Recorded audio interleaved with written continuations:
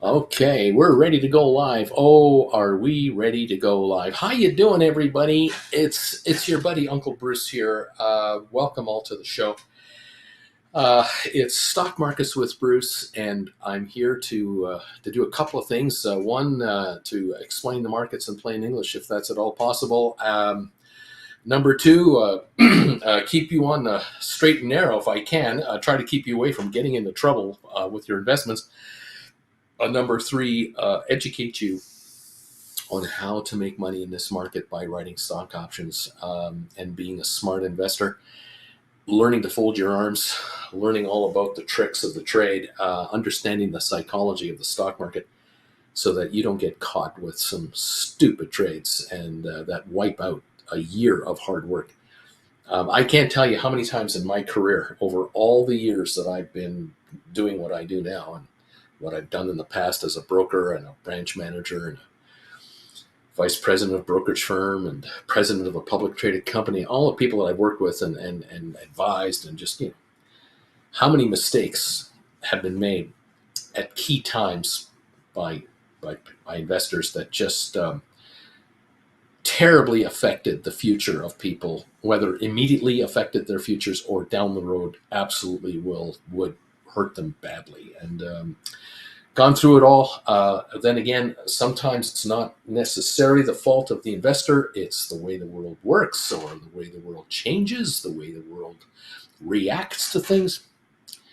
It's you never know. With the markets, sometimes you just don't know, and that's the way things are. What I do know is that we have a new member here. A Chef J407 has become a member of this channel, and I welcome you. And I think all of the viewers, the other members, will welcome you with open arms. Welcome to the family, pal. Welcome to the party. Great to have you here. If any of you are joining this channel as a new member, or you're upgrading your regular membership from chillin' level to this level here, welcome to this family here on YouTube. I don't know of another channel, actually. I know other channels offer memberships. I do know that. But I don't know how many channels have a collection of viewers that really hang out like they do here when it comes to option writing. This channel is the epitome of what YouTube influencers do when they try to tell viewers out there, oh, you want to have your own YouTube channel? You want to become successful at YouTube? You want advice as to what to do? Or someone who's been a YouTuber for 10 years will make a video and say, if I were to become a YouTuber today, here's how I would do it compared to what I did when I started, all this sort of stuff. There's all kinds of these channels out there. The end game is become a niche channel. Talk about what it is you love to talk about what you know you can talk about, and you will attract people who have the same interest that you have. And what you'll find out, they say, is how few viewers you're going to have. Because the world is completely different everywhere. You might be passionate about go-karts. You might be passionate about vacuum cleaners. I don't know why. You're passionate about collecting chainsaws as a hobby. You create channels like that, you will have a following. There will be others who love what you love, but you'll find that your viewers will be a select group, but they'll be loyal to you if you know what you're talking about. Here, what do we talk about? We talk about making money in the stock market. Well, who doesn't want to do that? Then we talk about, how to read the market and how to participate in the market in a smart way. Who doesn't want to learn that? You would think that right there, Bruce would have 200,000 viewers every day on his live show if that's what we were talking about. Now, if I were to talk about how you can find a stock that trades at 25 cents a share right now, and within 3 months is going to be $250 a share instead, I would have 200,000 viewers at a time listening to every word I say and every syllable, and can't wait for me to reveal the name of this incredible stock. If I could also provide the timing and say, I think you should buy the stock next week, Wednesday morning around 9:30, 10 o'clock, that would be the perfect time to buy this stock. Oh, I'd have 1 million viewers watching at all time because I could string out the answer to this mystery question. What stock is he talking about?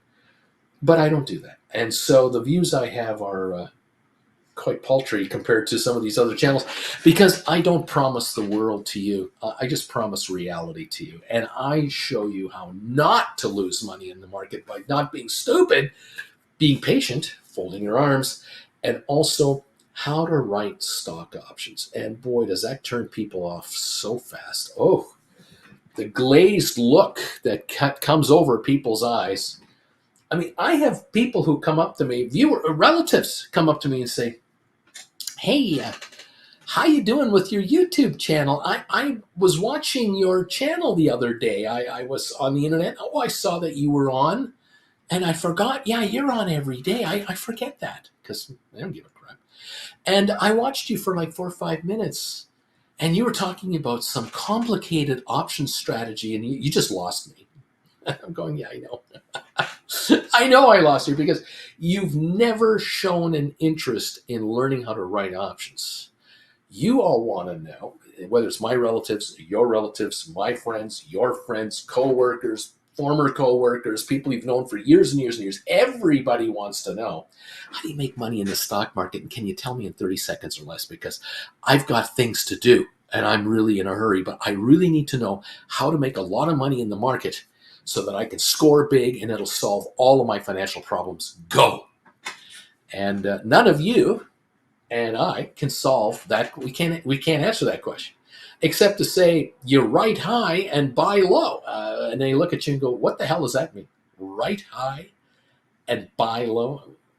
What is this gibberish you're talking about?" But I get people who come up to me who haven't seen me in years and months and what have you. And they go, "You're still doing it, aren't you?" I'm going, "Yes, I am still doing it." And then they go, "Well, the last time I talked to you and Jen, you guys had just come back from your winter getaway in Palm Desert, California, right?" I said, yeah. "Where are you going next?" "Oh, next week, Monday, we're headed to New York. And then after that, we're going to Europe." "How long are you going to be away?" 10 weeks. "What? 10 weeks? I don't have relatives and friends that take 10-week holidays. Throughout my entire working career, I never took a 10-week holiday. I never had a client that took a 10-week holiday during my working career. I had clients take 1 and 2 and 3-week holidays. Some would take like a 1 month, once every 5 years, a 1 month holiday to Australia maybe. But I never had that. I never heard of that. That wasn't my demographic. That wasn't my friends' demographics. Of course, I was 30, 35, and 40 years of age. No one I knew in my age group could afford to pay rent on an apartment here in Calgary for 2 months and not be in the apartment and be able to afford a hotel or whatever elsewhere. The only people who could afford to take a month and go away somewhere were people who were visiting relatives and staying at their houses for nothing. Maybe it was even a swap where grandma and grandpa from Italy were coming to Canada and they came here and stayed a couple of days with them in their house. And then these kids left and went to Italy to grandma and grandpa's house. And now grandma and grandpa were in Calgary for 2 weeks and the kids were in grandma and grandpa's house for 2 weeks. And then grandma and grandpa came back to Italy and they met them there. Yeah, I could see that. But 10 straight weeks of holiday, that never existed. Of course, this world with this device didn't exist in the 1970s, 80s, or 90s either. Well, you're part of this new world. I'm part of this new world. We're still here. We're part of it. And we're enjoying something that was unattainable, unthinkable 40 years ago. Unthinkable. There are no videos on MTV or on the internet that you can watch from the 1970s that ever gave you any kind of a hint that this would be a normal lifestyle for people around the world, that you could trade stock from a handheld device instantaneously And at the same time, while you're doing that, you can be watching a YouTuber live telling you what's going on in the market and maybe suggesting an idea. You might consider writing an option on this, or you might want to do a credit spread on this, live on the same device you're using to execute the very trades to make you the dough to allow you to keep vacationing around the world. Who would have thought this in 1975, 1980? The last time man walked on the moon was 1972. And at that time, they had created the moon buggy, a vehicle that mankind could drive on the planet of the moon with 2 astronauts at the time, and it had a camera on board. Today, cars with cameras on board. How many videos do you want to watch on YouTube where people are getting road rage videos and police videos and chase videos and accident videos? And I mean, cars with cameras. That was 72 on the moon. We thought that was just unbelievable. And it was a colored camera on the moon. And at that time, they didn't have the chips we have now. They were running on some sort of tube transistor thing. You cannot get someone to make you that camera today. That camera is so old technologically. That technology has been dumped years ago. Unbelievable what we saw. And the last image we saw from the moon, the last time we watched mankind on the surface of the moon, is when mankind left the surface of the moon. If you go to YouTube and do a Google search, Apollo 17 liftoff from the lunar surface, you will see the lifting off of the top half of the lunar module to rendezvous with the spacecraft, with the 3rd astronaut. And that camera shot came from the buggy, the car, from the surface of the moon, where they parked it about a half a mile away or a quarter mile away, well out of the blast area. And the camera followed the spaceship off for a little while, and then it came back down to the surface and locked in on the bottom half of the lander with all the debris left behind and the experiments that were left behind. That was the last image we ever had from the surface of the moon, courtesy of the Apollo space program. After that, it was space shuttle missions and what have you. Has the world changed? Oh my God. Has it ever? Can you quit your day job and get out of a cubicle and replace it with a home-based job? Many of you can. Many of you never thought 10 years ago this would ever be a possibility. 10 years ago, you guys were going to work wherever it was you were going to work, small town, big town, cities, what have you, and your future was kind of what you've been doing already for the years that you've been with this organization or other organizations. You thought for the rest of your working life, you would need to have a suit if you're a guy. You would need to have a proper, what's it called, work attire if you're a woman. And you had to get your hair cut every month or 2 if you're a guy, and you had to get your hair done if you're a female every once in a while, and you had to have makeup every day. All that changed.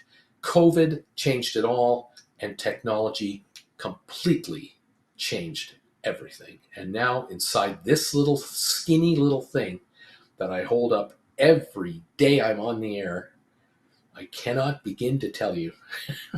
Because if you're 25 years old, you're looking at me going, we've always had these, Bruce. No, you haven't. This is the great equalizer, the changer. And this device has assisted corporations around the world to eliminate millions and millions, hundreds of millions of jobs. Hundreds of millions of professions and careers have been eliminated with this, and it is continuing. It is not going to stop. But on the other hand, to turn it to the other side, this same device has created more wealth for mankind than almost anything else. And this device will allow another 2 billion people on this planet, 2 billion more in the next 10 to 20 years, will enjoy wealth that they've never seen before. And you guys who are sitting back in Canada and in the United States and in Europe and wherever you are, the G20, you're in the G20 country, chances are you're like me. Like me at the same age that I am now, or you're like me as a 20 or younger guy, or 30 or 40 years, you're likely educated. You're likely very observant of the world itself, but you are nowhere near as hungry as our parents or grandparents were at this age. My father, as a 23-year-old guy, left Germany in 1951 and came to Canada and went right into the nickel mine in Sudbury to go to work. And was this guy hungry? And was this guy motivated to make money? Was he terrified of being fired or laid off? Oh yeah. New immigrant, just got this job. Are you kidding me? This guy didn't want to piss off anybody. This guy, when asked to jump, asked, how high do you want me to jump? There was no discussions. And he ran into guys who were bastards, pricks, and son of a bitches, and also super nice, loyal to him, and recognized a real hard worker when they saw one. He had it all. And he didn't tell me about the bad stuff. He told me about the good stuff. But then isn't that the way parents were? Stories like this are disappearing from our lexicon. Why? Because I'm going to be 69 this year. I'm going to talk about my father until I die. But how long have I got? 10, 15, 20 years? How long is this noggin going to be able to process all of the information, what's going on in the world, and talk to you about the old days? Guys like me are disappearing faster than you can imagine. And so the next generation of guys like me are in their late 40s and 50s, and their fathers were not immigrants into the United States or into Canada after the Second World War. Their fathers were likely born after the Second World War and into the 50s. And maybe their fathers were Vietnam veterans, Korean War veterans, not veterans at all, and a totally different perspective. The generational time passes and the stories change, and history is now revised forward and forward and forward. And there are certain people out there who want you to believe that the past was way better than what we have today, and that the future should be what we did before. And I don't agree with that.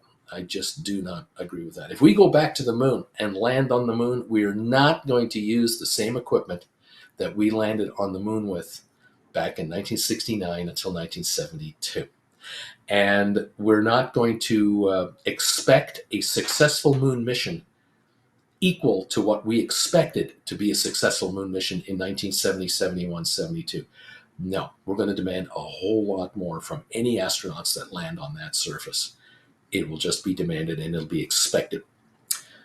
Same thing with business, and the same thing with our lives today. A house being built today in any suburb of North America, and certainly in most of Europe, has to adhere to certain engineering standards, certain efficiency standards, or you're not getting the house license. Now, there are certain communities, certain territories and areas of certain countries where you can still build a shack and it's still okay with the local leadership. But generally speaking, 90% of homes being built today are far superior to the kind of houses being built in the 50s, the 60s, and 70s. And certainly when it comes to air conditioning efficiency, heating efficiency, insulation, plumbing reliability, fireproof reliability, the world has completely changed for the better, for the better. And we going forward now, the young kids today who are 30, 35, who are going to buy a new house, they're going to want a house that is the most efficient when it comes to heating and air conditioning. They're going to want the most reliable security systems. They're going to want reliable building, unless they're completely oblivious to realities of the world. Realtors today, real estate agents, can guide people into far better homes than what was available in the 1970s. That's just an area. That's just one area. Cars, transportation, totally different. Hotel stays. Going into a hotel today, most Americans and Canadians fully expect that when they check into a hotel, there is Wi-Fi automatically available, and it should be included in the room rate. It shouldn't be extra charge whatsoever. The television on the wall should be a smart television, so you can check out of your room using your TV. We expect the most modern conveniences in most of the commercial properties we rent and utilize. It's just expected. And if you're a frequent traveler, you are shocked if you don't get these kinds of services. Again, the changing world in which we live.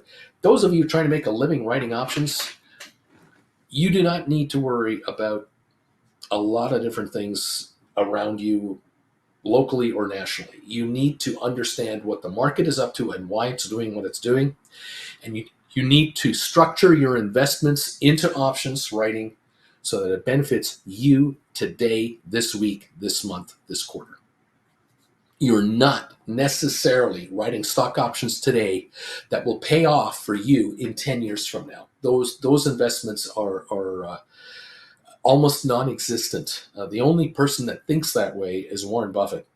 And Warren, unfortunately, isn't going to be here 20 years from now. I doubt, as blessed as he's been with his age. Folks that are not well off cannot afford to think of a 20-year plan. Most people in this world have 8-second attention spans drilled into us by our world in which we live, and we need to be on top of our portfolios at all times because the world is evolving at a faster pace now than ever before. Certainly seems that way, doesn't it? And with 2 billion additional people coming into our Western way of life in probably the next 5 to 10 years, we have got to be on top of how they're doing. Because if you've never been in this world before and you've just entered into the Western world for the first time, within a couple of years of being here, you're going to be so adept at the Western world that you're going to be ahead of many of us who've been here for decades because we're fat and lazy. Let's get to the point. Our parents, our friends, our co-workers, and ourselves, too many of us are physically too big. I'm certainly one of those. And we're mentally far too slow for the changing world that's going on. We're actually trying to hold things up. The newbies coming in, the young coming into adulthood, and the outsiders from the third world and the second world that are coming into this world, they want in. And they're prepared to sacrifice anything to get into this world. It used to be that the only way to enter the first world was to get on a container boat, a truck, crawl under a fence, and illegally enter a country. Going forward, that is not required, believe it or not. And this is the big change that's coming, I think, in mankind's thinking. Because it's going to get to the point where if you're in the third world and you can afford one of these, and they will, because the price of these, maybe not the Apple phone, but all the other phones are plummeting. The cost of data and the cost of getting into the internet is cheaper and cheaper and cheaper and cheaper, which allows hundreds of millions of people a year into this game. And this is why we are seeing all kinds of internet scams from all over the place, third world. You're going to notice that legitimate business will be done by legitimate people from all over this planet, all digitally right here. It might be that someone in Brazil or Argentina or Chad or another country will deal only with their nationals, only in their country, or they'll deal within their region. Maybe they'll deal only with South Americans. They'll deal only with Africans. They'll deal only with their people through Asia. Others will deal globally. They'll set up global partnerships and global arrangements. This world is going to become one big internet marketplace. It's coming. It's underway. It's happening now.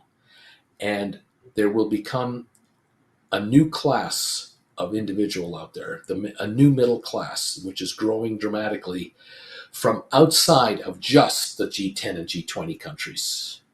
Whether we like it or not, this is where it's going. And this also means going forward There will be a whole bunch of new investors coming into this world.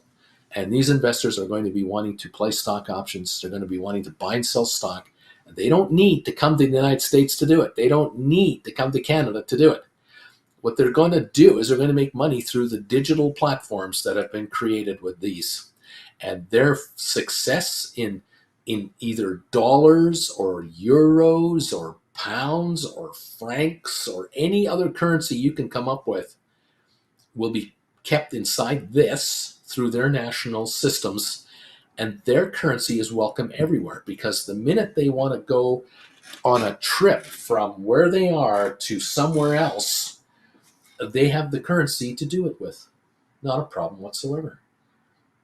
You want to take a 1 week resort holiday in Bali, and you're coming from the Philippines, or you're coming from Cambodia, or you're coming from Laos, doesn't matter. You can go to Bali in a heartbeat, and you could be in a resort on the beach and pay for it with your currency that you'll convert to the currency that the folks in Bali would like you to use. This is not a problem. It's all digital. You don't have to go to a dark alley somewhere and switch paper from this currency to this currency because it's illegal. It's all going to be digital. It's all going to be generic. It's going to be uneventful. And people will be able to spend money and collect money from anyone, anywhere on the planet, and convert it to their own currency and move forward. This is the great equalizer.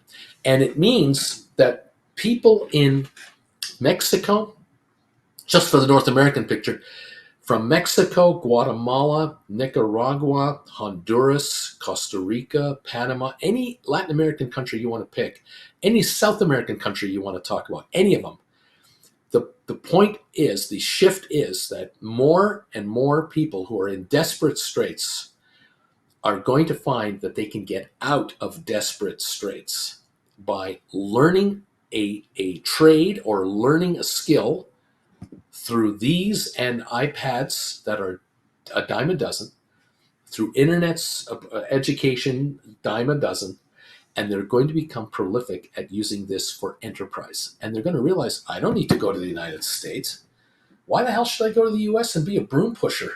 Why would I work at a meatpacking plant in Kansas City for $15 an hour or 60 hours a week? I can make way more money from my home village with internet than I can anywhere else. And it might well be that they set up an eBay store. They set up an Amazon store where they buy and sell or buy and distribute goods through Amazon to Americans. They're in America doing business without being in America. Why would they risk paying a coyote to get into the United States?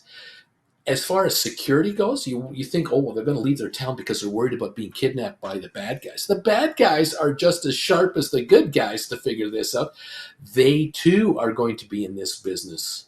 Now, whether they're going to be into sports betting and whether they're going to be into casino gambling and whether they're going to be into all kinds of nefarious activities using this, or legit, at the end of the day, everyone is going to be in their little world using this.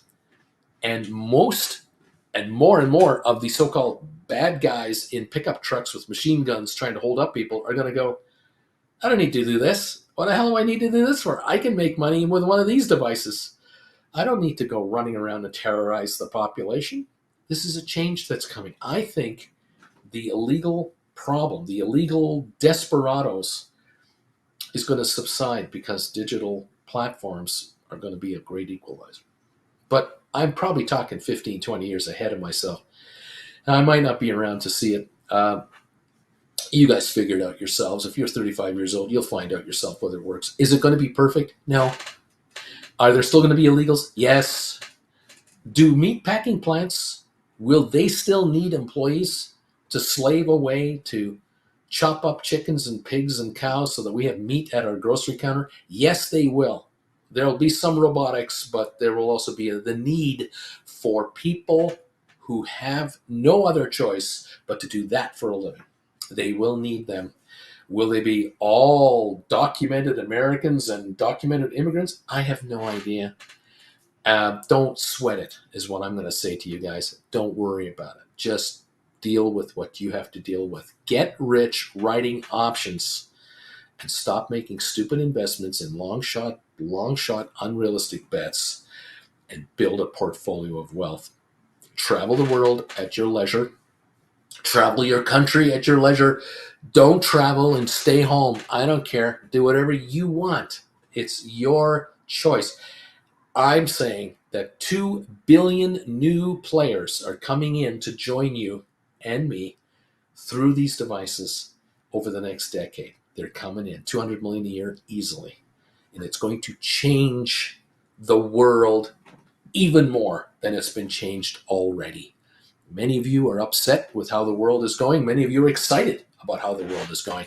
That isn't going to change either, because 10 years from now, you're 10 years older, and people that were 10 years younger than you are 10 years older, and they're going to start thinking like you're thinking today.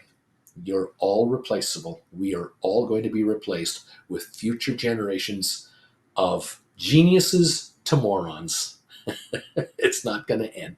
We're going to have wonderful leaders and idiot leaders in the world of politics and the president's offices and dictators out there. You name it. We're going to have great leaders and garbage leaders, great mayors and garbage mayors, wonderful school teachers and terrible school teachers, great friends and idiots. We're going to have it all forever and ever. You can't change that, but get your fair share while you can. Thank you for joining me, everybody. I hope you don't mind the old man ranting. I'm just, when you been around as long as I have, you've seen so much. And I continue to see so much. It just never stops. Lame Duck, thank you for being a member of this channel for 32 months. 2 years, 8 months. I've been here since the beginning. I thank you, man. I know a number of you have been members here for quite some time, but you've been watching me for quite a bit more than that. And I thank you all so much for all of you. For this. SOFI 676 up 15 cents. Go SOFI, go. Isn't that wonderful? GameStop is up 24 cents right now. Thank you very much. Robert, good morning, my friend. Nice to have you here. Sharon, good morning. Nice to have you here too. Fantastic that you're here. Nice to see you all in the show and popping in to say hi to me. It's fantastic. Can't wait to get going. We're going to get our trip started here shortly, and away we go. Are you in the USA? No, I'm going to be in the USA, but not at the moment, John.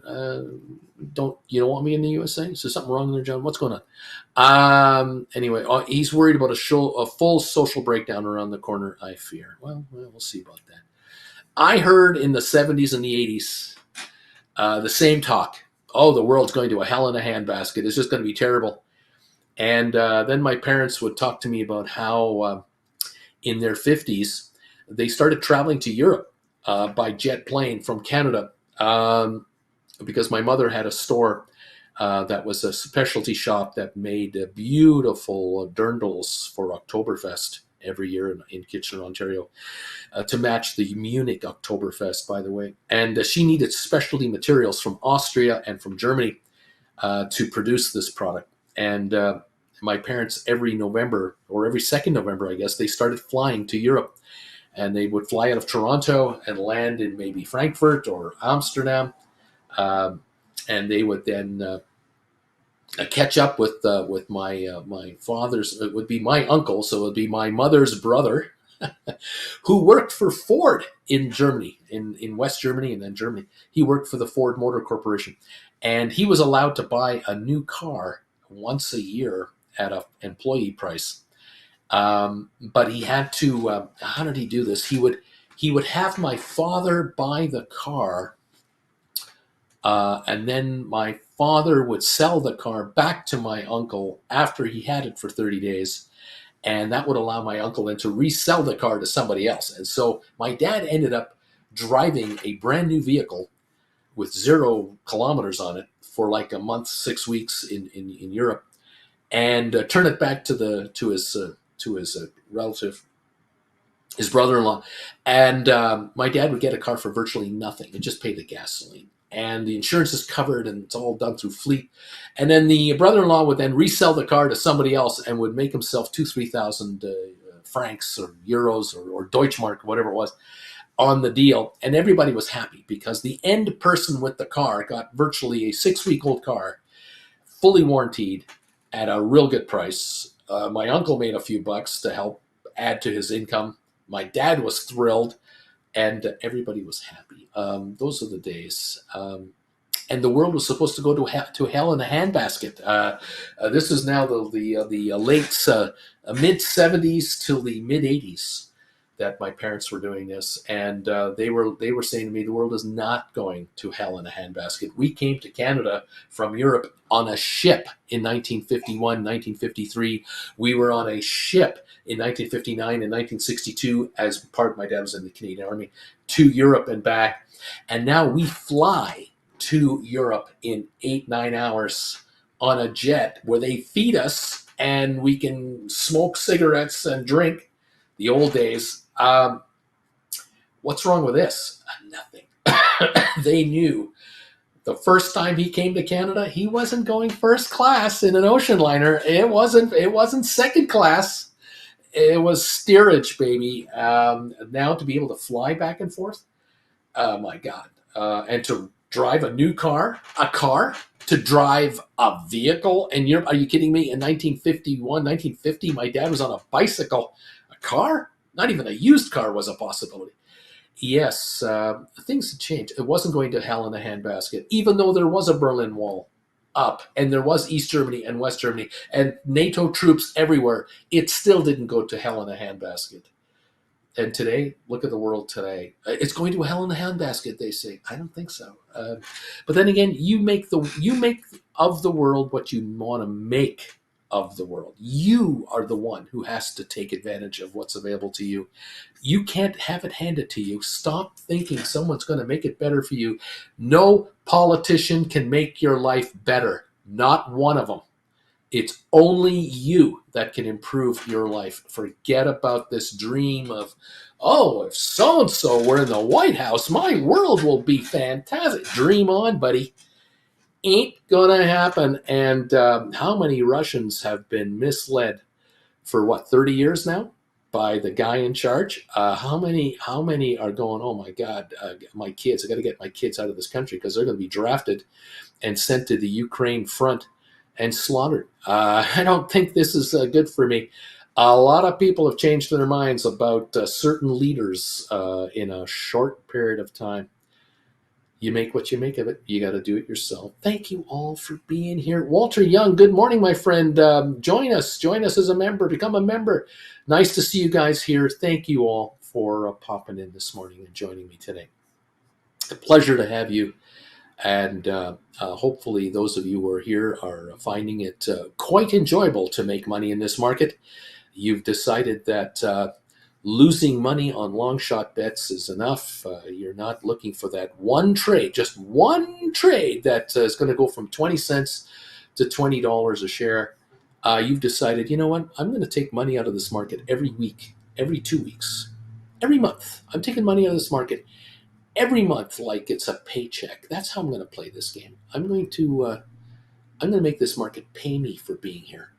Why don't I do that? Why don't I do what the banks are doing, the insurance companies are doing, the big mutual funds, the ETFs, the pension funds, all of these hedge funds out there, gazillions of them. Why don't I do what they do?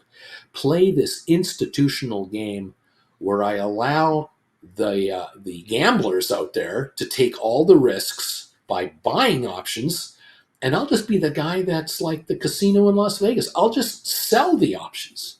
I'll offer the options these people want to buy and take this dough and give them back 10 cents, 20 cents on the dollar. I'll just do that. Let me take in $1,000 and give them back $200. I'll keep the $800. That's not a bad 2 weeks. Why don't I do this twice a month? I'll make $1,600 a month from these gamblers on this conservative option writing strategy, and I'll just use the $1,600 to either add to my account and grow it, or I'll take 1,000 of it and leave 600 in the account. Take 1,000 of it and put that towards my $25,000 balances on my credit cards that I've racked up the last 5 years. And instead of just making the minimum payment every month, I'm now adding $1,000 a month to the minimum payments so that every month 1/25th of the credit card balance is disappearing. Why don't I do that? What is wrong with me to not want to do that? This is a good idea. This isn't a second job. It's not like I got to go schlep coffee at Starbucks. I can write options on the side. This is Uncle Bruce. I appreciate this. This is kind of helping out. By the way, thank you for the 96 thumbs ups. I noticed the poll question today. 102 of you so far have answered the poll question.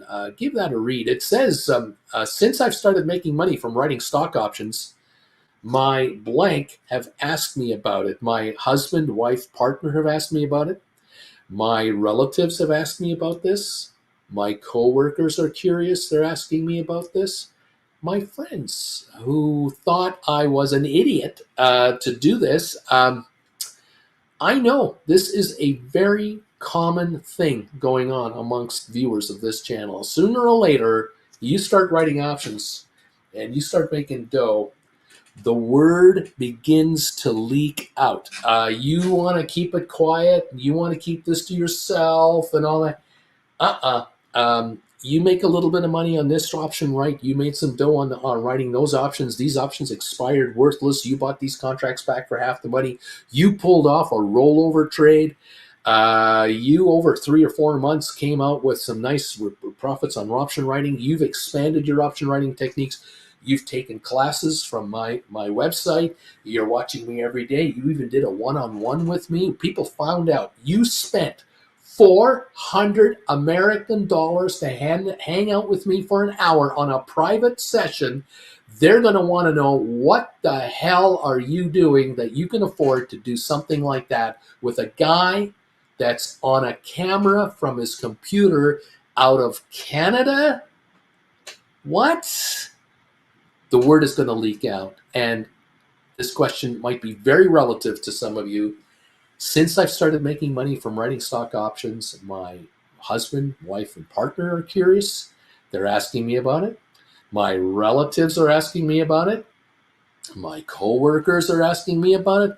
Or my friends are asking me about it. Now, I'm pretty sure some of you are going to say, you're yelling at the camera going, why don't you put in a category that says all of the above? Because everybody's asking me about it, man. Uncle Bruce, you have no idea. I am getting approached by people. It's like I won a lottery or something. Like they found out that I won $100,000 playing a lottery or learning how to bet on the horses. I've got a new gimmick or something. They all want to know what's going on. And I know what's going on. I know you guys are being approached by people who are really curious about your successful option trading thing you're doing. And they're kind of curious about it. And somebody heard from somebody who heard from somebody that you had a credit card balance hanging over your neck and you've paid it off. And they're going, he's still living in the same house, he's driving the same car, she's shopping at the same stores, but she was able to pay off her credit cards. I found out from a friend of mine who I know knows. And now you bump into this person. I don't know how, but you do. You bump into them either in your town, at a relative's, at a wedding. You bump into them at some whatever, and they ask you, "Yeah, is it true? I heard that you're making money doing something in the option market on a YouTube channel or something. Is that true?" And now you have to ask yourself, "What do I say? How much information should I give these people?" And you try. You're a good person. You're a wonderful person, guy, girl, whatever. And you understand that they're asking you this question because they themselves are in a world of financial hurt. Maybe their partner got laid off 6 months ago and can't find a new job that paid what the old job paid. They themselves are have medical issues and haven't been able to work as well as before. They got fired. They quit. They whatever, and they've got credit card bills. They've got problems, and now they're looking to you, going, "Is it true that you were able to pay off your credit cards in like 6 months? Learning to do is this option writing? You said, what is that like? Just what's it like? Do you like it? How long did it take you to be able to do that? What do you have to do to be able to do this? I only thought that the big banks could do that. I didn't think mortals like us, mere mortals, could write stock options. I've got 400 shares of Amazon that I got as an employee of Amazon. I had 20 shares of Amazon after 8 years of service, or whatever the hell it was. They were trading at 3,000 a share, or whatever, and it split, and now I have 200 shares of Amazon. Could I write 2 contracts against my Amazon shares like a couple of times a year and bring in some extra money? Could I do that? And how much money would that be? They want to know. Some of you have had that happen to you. They've come to you with this version of a story or something of this version time and time and time again. Some, of course, come to you very skeptically. They go, so you're a hotshot option writer, huh? You think you know everything now, don't you? You think you're just so dang special. Others come to you with respect, and they come to you saying, I've been hearing really good things, really good things. Apparently, so-and-so told my wife, who told me that things have really gotten better economically in this uncertain world of ours. And even though you might be laid off, we know that the company you work for there's rumors of layoffs. You've been able to pay off a bunch of bills. One, way to go. Two, how did you do that? And now away you go. So again, it all varies. It's all good. It's all good. It's all good. Deep Value, number 109 on the thumbs up. Thank you so much, everybody. Deep Value. Let's get this guy 227 thumbs ups today. That would be nice. Thank you if you could help me out. Walter Young is here. Good morning, Uncle Bruce and Auntie Jen and Bagel Family. Thumbs up, number 86 this morning. Thank you, Walter Young. I appreciate it. Those of you who are here as members, I can't thank you enough.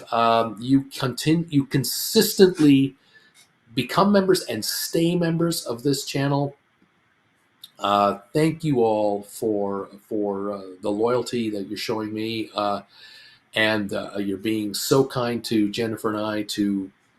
You absolutely know that if you're a member of this channel, you are directly responsible in your own small way that keeps us on the air. There's no ifs, ands, or buts. I would not be going live every day if there weren't members here. It would not be economically worth my time to do it. Thank you all who have joined this channel and have become members. Gold Bagel members in particular, man, do I want to thank you guys. Really, thank you so much. You're the ones. There are more Gold Bagel members than any other member of this channel. That's because we give you more, and you know what that's all about. I don't have to repeat myself there. Thank you all. Those of you taking classes, you've decided, Bruce, I've watched you for a little while here. I've heard about you. I've come and I've gone. I watched you a couple of years ago when the only topic of discussion was how crazy GameStop was, and then I went away for a while, and now I understand that you now talk about writing options and bringing money in from the market. You still follow GameStop. You're actually even helping people write options on GameStop. I want to know what this is about, and some of you have decided, okay, I'm going to take the plunge, and I'm going to take some of his classes. And you take the first 2 classes, and you immediately figure out, oh my God. After I take the second class, I already now know through Uncle Bruce what writing an option is like. I could probably write options on stock I have. If I take additional classes, and there are 17 in total already, if I start going up the line here, up the chain, I will learn all about how to write permanent covered call contracts, how I can increase my revenues into my hands quickly, how I can write cash secured puts, how I can do credit spreads. I had no idea that all of this was available to just a retail investor. I didn't know that with just 10 or 20 or 30 or 50 or $100,000, I could be doing stuff that these multi-million and billion-dollar portfolio operators are doing. I can enter this world in my micro environment from the comfort of my cubicle at work, my cubicle at home, my bedroom, from my RV, because I'm retired and I'm in an RV. or from vacation. When I'm even out of town working for work, or I'm out of town with my wife or doing some vacationing, visiting relatives or not, I can write options from anywhere in the planet anytime I want to bring income into my portfolio. I had no clue, no thought that this was even a possibility, and now I understand it is. Holy moly macaroni, I want in. Thank you for the 117 of you now who have hit the poll question. The votes are coming in. Since I've started making money from writing stock options, my husband, wife, partner, my relatives, my coworkers, my friends have asked me about this. They're curious about how is it you're making money writing options? 117 now have voted this.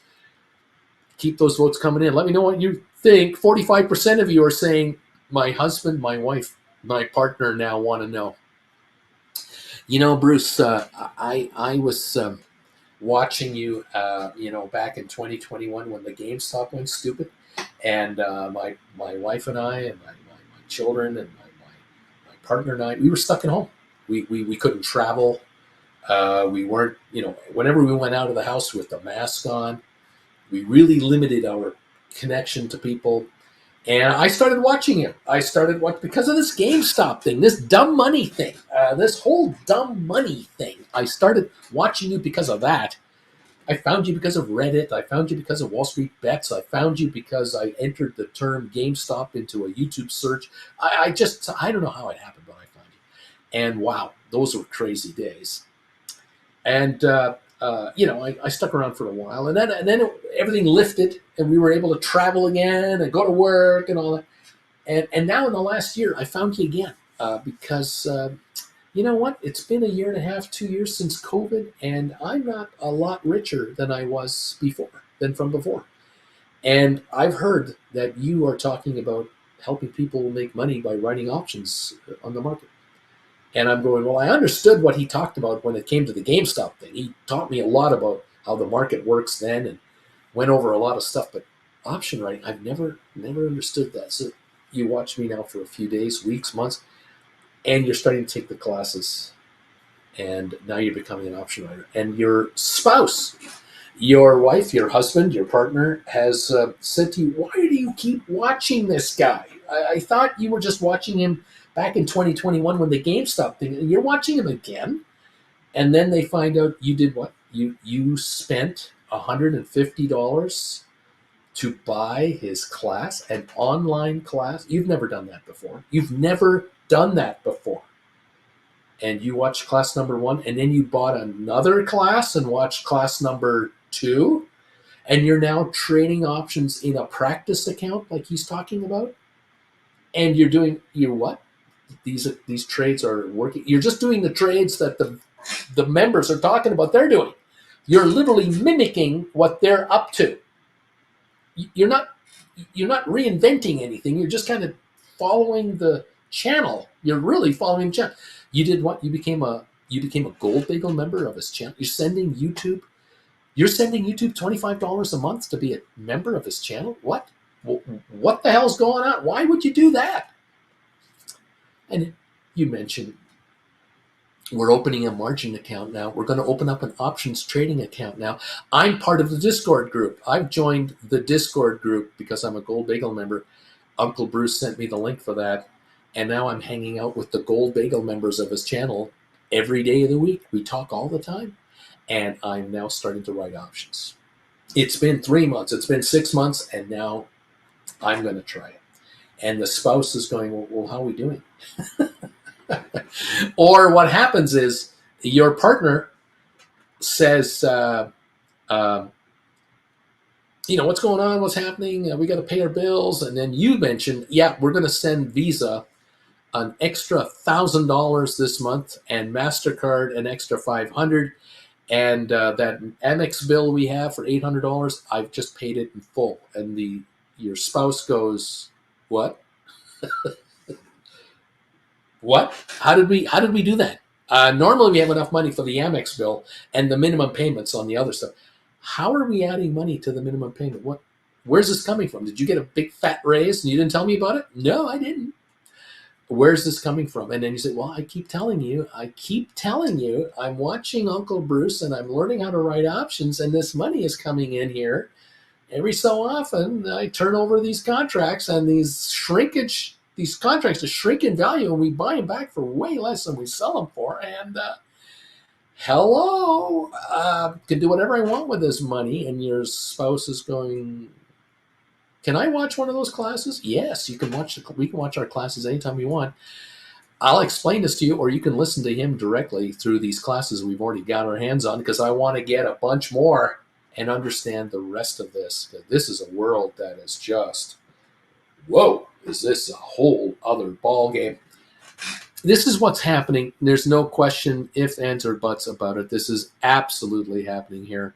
Yes, there are people who are relatives of yours approaching you. There are coworkers of yours who have noticed that you're smiling all the time. You're always happy at the office. You never used to be happy at the office. You used to be miserable at the office. And now you're smiling, and they want to know what the hell is going on. And you have a little coffee with them outside on a picnic table, or you meet with them for a cool one after work, well out of earshot of all the managers and supervisors. And you're telling your best friend at work, well, I got to tell you, I don't think I'll be around much longer. I'm just about ready to quit work. And they're looking at you going, how the hell can you do that? You're broke. You're like me. Every time we get our paychecks, they're pre-spent. They're pre-committed. We don't have any money to go to quit our jobs. What that? Did you find another job with somebody else? No. No, I'm not going to work for anybody else anymore. I'm going to work for myself. I'm just going to manage my assets. And they're going to look at, what assets are you talking about?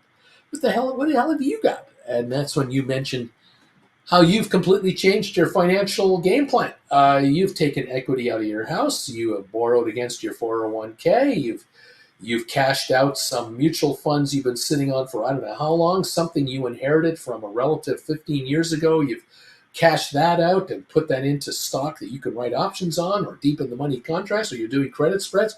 And you're saying, I've changed my entire game plan in finance. In my entire world of managing my assets has been completely upended because I'm following this guy on YouTube. And I make so much capital now from these option rights, these credit spreads, this income source from covered calls, poor man covered calls, cash secured puts, and option spread. I'm making money on all different divisions here. Add it all up, it's double what I make at work. I don't need work anymore. That's why I'm smiling, because I know I don't need to be here anymore to make it. Because it used to be that every 2 weeks, that check, all but $100 was pre-committed. I had to pay this. 2 weeks later, I had to pay this. And every 2 weeks, I'm living on a couple $100 of leftover money. And I was praying to get a 2% raise or a 3% raise to maybe be able to keep paying the bills on time. And I'd be hauled into human resources, and they would bitch at me about not meeting my objectives and not being a top flight employee, and you're just lucky to get a 1% raise. Get out of here or we'll fire you. I'm sick and tired of this bullshit. I'm sick and tired. That's why I'm smiling, because I know human resources, up yours. Manager, you're not scaring me anymore. You can't threaten me with losing my job if I don't pull my socks up, because why? I don't need you guys. I'll be here for my convenience, but I'm not here for your convenience. So my time here is limited because I really don't give a shit anymore. I'm kind of like that character on Shawshank Redemption. You know, remember Red, who used to go into that parole board meeting every year? He'd have a parole board session, and they would deny his attempt at getting parole until he finally said, you've got a job, Sonny, so you can put on a suit and talk to prisoners about their feelings and whether they feel sorry for what they did. But frankly, I don't give a shit. And then they paroled him because he didn't give a shit, because he knew, you're never going to let me out because I've paid for my sins. You're going to let me out because I'm an old fart and I'm not a threat to you anymore. And I don't give a shit. Option writers are kind of like Red. They've reached a certain point where money is coming in from another source that is so much better than the money coming in from work. They don't need the bullshit anymore.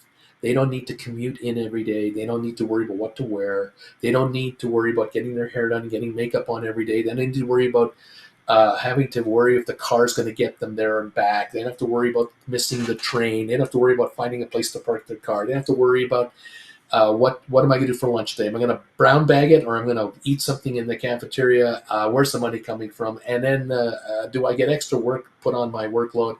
Is there a surprise at the office that is not a good surprise? Because there are never happy surprises. There's always nasty surprises. What about getting home tonight? Is there an accident on the highway, or is there a train derailment and our subway is backed up? What? And then I got my family matters to worry about. For what? 60,000 a year, 80,000 a year, 120,000 a year. How much is it? What's it cost you after tax to live? Are you happy? Are you satisfied? Have you reached the pinnacle of your career and it's going great? I would say 1% of you might say yes. I would say 99% of you are going, it's bullshit, Bruce. It's garbage. This is crap. And everything I hear through the grapevine and my contacts and people I know in the industry, everything I hear about is the elimination of my job. My job is going to be eliminated by AI, by overseas call centers, by new rookie hires out of college that are being started at 60,000 a year, and I'm going to be eliminated at 100,000 a year. And many people like me. There are going to be hundreds of us let go, and the company's going to save millions of dollars in salary and benefits because they're getting rid of the 45 and 55-year-olds and replacing us with 25 and 35-year-olds. The game continues. The race to the bottom continues because your company is not forward thinking. It's backward thinking. And the management of your company, the ownership of your company, thinks that it was better before than it is now. And that doesn't include you. And so many of you out there found me. You figured this game out. I can make more money doing this. Welcome to the party, pal. We're open. Larry Titus is hit the bells. Wing Commander, 37 months spin here. Awesome, man. Appreciate this so much, you guys. Larry, we're running, baby. Let's go. Let's go. Let's go. Let's get this started. Let's get on with it. Thank you all for being here. Welcome to the show. Welcome to the party. Get richer and make it happen today. Thank you all for being with me today. Let's see if we can update the markets. Let's see what's going on. What are you making money on today? What's going to make you the return? You deserve nothing but the best. And let's get on with making some dough here. Quickly go over here. The Dow is ahead, I think, 493 points. Looks like it wants to be up this morning. Thank you very much. We have a Rocket Lab up 15 cents. We got SOFI up about 12.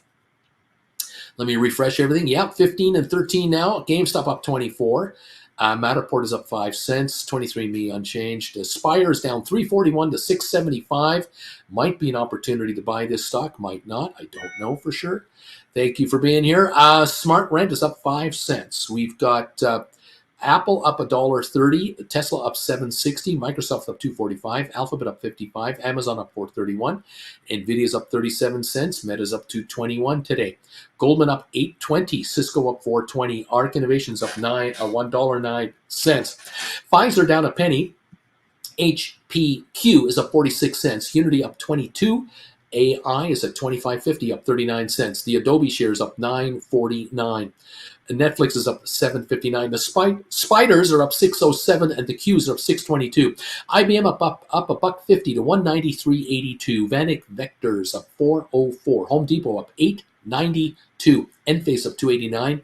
I don't see any changes on Palantir. Maybe we're up 7 cents to $31.07. High of the 52-week run, 31.37. Palantir is scratching its high of the year.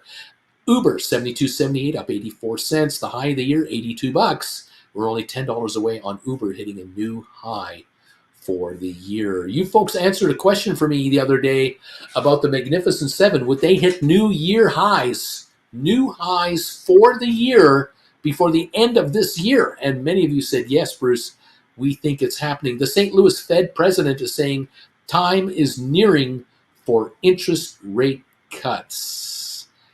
This is good news. This is what the market wants to hear. We are getting the kind of news out there the market wants to hear with regard to the possibility of lower interest rates. And so markets are improving because of that. Walmart is up $5.21 a share right now to $73.87 because they came in with stronger numbers.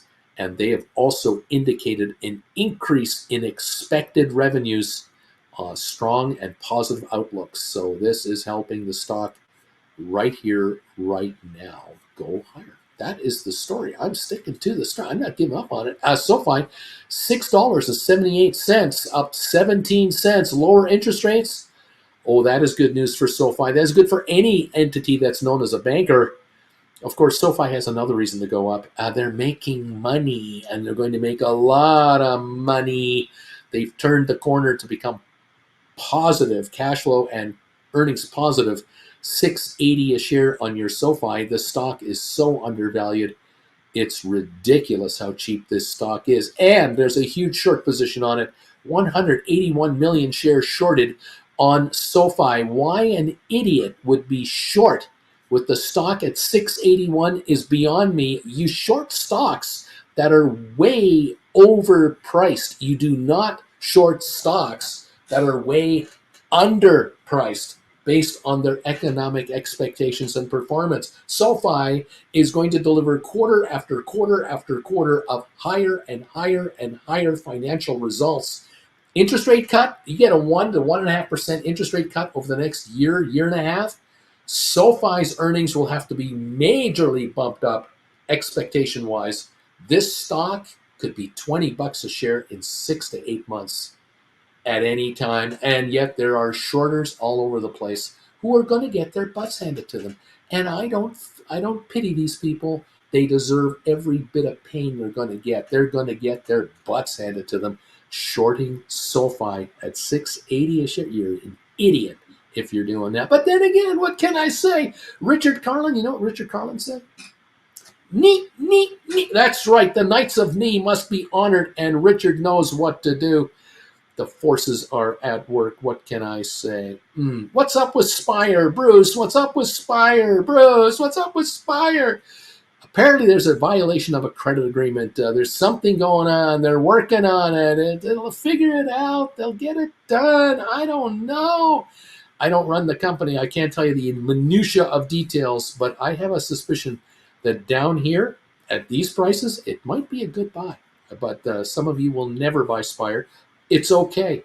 You don't have to buy Spire to be a smart investor. If you're thinking longer term that it might go back to $10 or $12 a share, maybe it's a good buy right now. But if you're an option writer and you're zeroing in on option writing strategies only, maybe you'll write a cash secured put on Spire. Or maybe you'll avoid it altogether and just stick to your knitting and where you make your money from. Maybe that's the way to go. Spire's volume so far is 155,000 shares. Not all that much activity here. I'm going to just double check on it. Here we are. We're at 658 a share, the low of 626, 735,000 volume apparently, according to the Yahoo Finance end of it. Market cap $160 million. We're talking about a very small market cap corporation, a former SPAC that has had rollbacks and all kinds of corporate events take place. The shares have been as high as $19.40 this past 52 weeks. $19.40. It's now 1/3 of that. Is this a good buy? Maybe it is. Will I guarantee it? No, I won't. But it's at $6.69 a share right now. And for some of you, this is perfect for a quick little, hey, I'm going to try a couple thousand shares or a couple hundred shares. I'm going to give it a little run. And maybe you'll buy it here and sell it at $9 or $10 or something and say, thank you, sir. May I have another? Good. God bless you. If that's what you want to do, you've got my blessing on it. But I can't tell you for sure, absolutely guaranteed, you buy the stock, you're going to make money on it. I can't because I don't run this outfit. But we follow it. I love the business they're in. I really do like the business they're in, but that's all I can say. Thank you.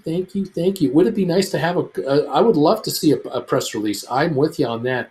But I don't think we're going to get a press release from the company because it is likely that if they have a dispute between some kind of creditor, that their lawyers, Spire's lawyers, are telling them to shut the hell up, let us fix this issue behind the scenes, privately, and then come out with a press release when it's resolved. Don't give us the play-by-play and build all kinds of nonsense. Yeah, the stock is down. We know the stock is down. Does it look good? No, it doesn't look good. Do we like it? No, we don't like it. But you can't say anything because the SEC might step in and say, you're not allowed to say that. You shouldn't be talking about this. You're not supposed to speculate. Only give us relative facts. Now, the other problem, and this is an American issue, in the United States of America, not only do you have 50,000 financial analysts following everything and thinking they know it all, you've got, I don't know, a couple of million lawyers, and a whole bunch of lawyers are looking for lawsuits to file against anything for any reason. And it could be that this stock is about to get hit with a bunch of class action lawsuits pertaining to non-disclosure of this problem. Again, I'm speculating. This could be happening. And so maybe the stock is a buy. Maybe it's not a buy right now. I don't know. This happened last night, and here we are first thing in the morning. Could the stock a week from now be $11.50 a share? Yeah. Could a week from now it could still be $6.50? Yeah. Could it be $4.50 a week from now? Yeah. It can go anywhere. Of course. I don't know where it's going. And we'll just sit here and follow it, see what's going on. DH, neat. That's it right there. Give the knee emojis a go and let the Knights of Me figure this out. We'll see what happens. Make your money writing options. Not on Spire. Make your money writing options on where you should be writing options on the options market that has the most liquidity, the tightest spreads, the most volume, so you can get in and out and you can find the best credit spreads your way, or the best premiums when it comes to writing cash secured puts, or the highest premiums to write out of the money call options on. Write options that are out of the money, that are worthless, and take the dough right now from the gamblers. That's where you should be, in my opinion. You decide for yourself where you want to go with this market. But I think those of you writing out of the money call options and out of the money put credit spreads, call credit spreads, I think you're the ones making most of the dough. And I congratulate you on doing so. H. Gregory, I think I'm thumbs up 132, and I thank you for these thumbs ups, everybody. Really appreciate it. I hate to ask, but once in a while I need to remind you, we really get help from the thumbs up meter. The more you help us out. We have 264 people here, 244 actually, 132 thumbs ups. Thank you. 138 people have answered the poll question. 45% of you who have answered this poll question are saying that since you started making money from writing stock options, my husband, my wife, my partner have started asking me about it. That's not surprising. 20% of you are saying my relatives are asking me about how much money I'm making writing stock options. That's never happened before. 13% of you are saying it's your coworkers. You've got coworkers coming up to you saying, "Hey, listen, what are you doing, man? This sounds pretty good. Is this serious?" And then friends, 22% of you have answered, "Bruce, the people that have approached me about making money in the options market are friends of mine who at the beginning may have been very skeptical. Now they want to know. Because it's been 6 months, it's been 8 months, it's been a year, it's been a year and a quarter, it's been a year and a half I've been writing options. 2 years. I've been a member of this guy's channel for over 3 years, and I started writing options the minute he started talking about it, and I'm still writing options. And it has completely changed my life, because what have they noticed? I quit my day job 2 years ago, and I still don't work for anybody. I quit my day job 6 months ago. I just put in my notice last month. They've all noticed that. They've all noticed I'm driving a new car. They've noticed I've gone on 3 vacations in the last year and a half, and not one of those vacations costs less than $5,000 to $10,000. They've noticed that. They've noticed that when I go to a family get together, I'm not the one complaining about my job anymore. I'm actually the quietest relative in the room. Because people are coming to me and asking me, "What are you doing? How's it going? Nice car." Yeah, your friends have figured it out. They've noticed. They've seen your outlook change. You're at a restaurant with them for a bite to eat. You don't even look at the prices anymore. You leave a 20% tip and don't even think about it. They've noticed this. They used to know the old you. They've seen a new you, and you're not even trying to tell them about it. You're not even, you've given up trying to tell your friends about how to write stock options. You tried 2 years ago. You tried, didn't work. They weren't in the mood to listen. Now they're coming to you because you stopped trying to get them to do it. They've come to you and said, listen, look, 2 years ago, I thought you were a flake doing this. Now I see something here. What is going on? And yeah, welcome to the party of success, everybody. Nice to have you here for joining us. It's great to have you. Mr. T, hi, Uncle Bruce. Given your analysis on SoFi, do you sense a 5 or 10 time SS? Was a short squeeze? Am I fine? I'm looking at something like that. Tom, number 141, Bruce. SoFi, I think, will go higher. I'm convinced it's going to go higher. The number I'm waiting for that I bring up all the time, $14.54 a share, $14.54 a share and higher. That's the number. And if you've watched my show last night from the Gold Bagel members, you watched my rerun, you know what it's all about. I told everybody then. I told everybody here yesterday about it. I've told people about it a week ago, a month ago, a quarter ago. This stock is going to go, and it is going to go a lot higher than any analyst is talking about. Because none of these guys really understand why this stock should easily pass $14.54. And the minute it does that, everything changes. And that takes the stock from there to the 2025 neighborhood in a real hurry. It's not going to $14.54 in one trade. That's not going to happen. It's going to inch its way up, inches way up, it's so slow, it's going to drive you nuts. It's going to drive you guys crazy. You're just going to be so pissed off that this doesn't go up $4 in one day. You're just going to be so upset about it. And you're going to be raging inside. You're just going to be so frustrated that this stock just doesn't take off. But it's going to go up, and it's going to go up, and it's going to go up, and it's going to go up. And when it hits $14.54, all hell breaks loose. But you got to wait until it happens. Yes, the short squeeze, Bruce. Is this thing going to happen? That's one reason the stock's going higher. Short squeeze. There are many others. I talked about that last night. If you're a Gold Bagel member of this channel, you can go to the rerun of last night's show and just watch it. Find out for yourself. It pays to be a Gold Bagel member of this channel. There's a reason it costs $25 a month. You get value for your money. I'm trying to show you how you can become a multi-thousand-aire.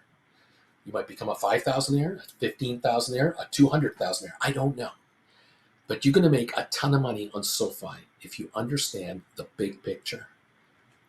The explanation is waiting for you from last night's primetime live show, which as a Gold Bagel member, you can watch anytime you want. If you're not a Gold Bagel member, I have to give it away for free each and every time. Do I? Really? I don't think so. Not right now. Unless, of course, you're here all the time. Then you know. If you're here all the time, you know what we're talking about. Thank you so much. B. Tizzle, Chewy has been straight ripping since the first minute of open on carry trade freak out Monday. Very interesting. Means nothing to the rest of us, but good on Chewy and its shareholders. GameStop, $22.15 up 16 cents. SoFi, $6.80 up 18 cents, and we're going to go a lot higher than that. NVIDIA's up $1.43. AI up 49 cents. Giddy up. The Dow's up 410 points. Thank you very much. We've got Rocket Lab up 18 cents. We have Matterport up 5.5. Smart Rent up 6.5. We've got Apple up 177. Tesla's up $10. Google down just 44 cents. Breakup concerns, which I think are bullshit. I think Google, the lower it goes, is more attractive. As a separate entity, 3 separate companies, that is a $250 stock. As 5 separate stocks, that's a $300 company. Mark my words, down the road, that's what's going to happen anyway, sooner or later. But I might be 5 years ahead of myself. Microsoft, $4.18 a share, up $2.31. Netflix up $8. Meta's up $6. Amazon is up $4.80. Giddy on up. Spiders are $5.49, up $5.97. The Qs are up $7.48. Supermicro Computer up almost $18 to $595. Uber's up 75 cents. Adobe up $11.70. AMD up $3.40. Unity up 23 cents to $16.05. Love them or hate them, they're at $16.05. Enphase up $2.40 a share. Spire now at $7.02 after bottoming out at $6.20 726. We're now 702. You think the stock overreacted? Maybe it has. I don't know. It's now 702. There isn't a lot of stock there. ATIP 610 down 7 cents. Moderna's up 330. Cisco's now up $4.33 this morning to 49.77. Cisco stock has, for the first time in a while, snapped up over to the $50 level. This is the best level in 3 months. 6 months ago, the shares were up to $50.22. Today they hit $50.28. For a year, the last time we were much higher than this, we were at $52 January the 29th of this year. We were at $57.84 last August, a year ago. This stock is still $7.80 behind, $8 behind a year ago. And so it is improving. Today they did announce a 7% layoff of staff. But trust me, folks, it sounds great. It sounds impressive, but it's all bullshit, okay? Why? Because natural turnover is 3 to 5% anyway. A certain percentage of Cisco staff, IBM's staff, Apple's staff, Google, any big company, 3 to 5% of the people who work for these companies are leaving in the next year. Why? Some die. Some retire early, some get fired. Normal. This 7% number is maybe a 2% layoff. That's all this is. It sounds great. It looks great. Oh, they're going to reduce their costs. They're going to replace half of these people with a contract worker. Don't think they're going to be short-staffed going forward. You don't get richer getting smaller. You get richer getting bigger. And so they're just going to shift their priorities. That's all they're doing. If it were a 25% layoff, serious shit, then we got problems. But that's not what's happening here. Okay. But it's good for the stock right now. It's up $4. And congratulations. Pfizer's down 7 cents. IBM up 146. HPQ up 56. Home Depot up 5.99. Vanik Semiconductors up 5.39. Goldman up 4.91. Boeing up 3.40. Target is up $6, 6.5. JP Morgan up 178. Costco up 8.91 to 871 a share. The high of the year, 8.96. It's coming back. Walmart 72.94 up 4.28. Disney up 1.45. American Airlines up 36 cents. Are these stock quotes? Do these sound to you like the United States is going into a serious recession? Not to me. The Dow Jones at 40,400. We are approaching and going to approach the all-time highs of the stock market with a Democrat in the White House, a Democratic Senate, and a dysfunctional Congress at this moment in time. And if this election goes the Democratic way, with Harris and with a Democratic Senate and a Democratic Congress, my prediction, the market will go even higher. Why would I say something like that?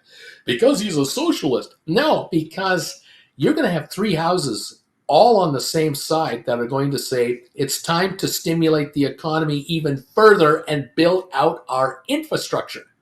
We've got to build out all of our interstate highways. We've got to rebuild all of our harbors. We've got to get our airports in order here. We owe the American taxpayer a return on all the taxes they're paying on what they're using to do business. A country with a top-notch highway system, a top-notch airline system, freight and passenger, a top-notch ports for import and export, are countries that do very well economically. Countries that cut back and don't invest in infrastructure are losers. Simple as that. There's no magic to it. The United States has got the potential to be the world leader in economical performance on so many levels, and it's not taking advantage of it. The United States can't build a rail line between LA and Frisco. What? There's 35 million, 40 million people in California? You can't build a railroad between the two biggest cities in the state? What? What the hell is wrong with Americans? A lot. What's right with Americans?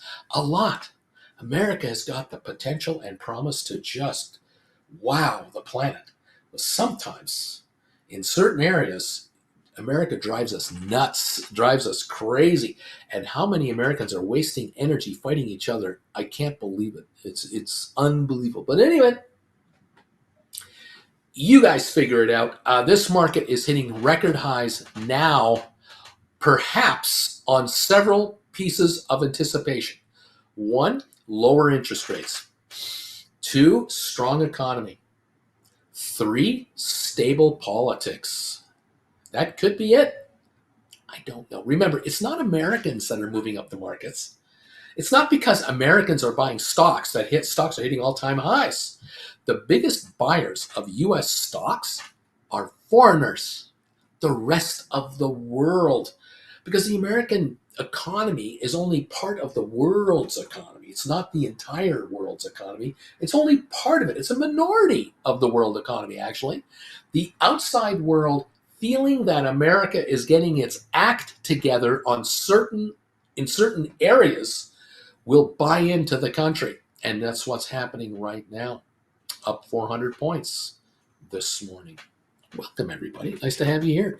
Thank you all for popping through and saying hi and hanging out and hopefully not being mad at me. Trying to tell you the obvious. It's kind of hard sometimes, though, for some people to hear the obvious. They don't want to hear that. They want to hear their version of what's going on because they believe something completely different. But hey, it's up to you. 151 points, 151 thumbs ups. Thank you.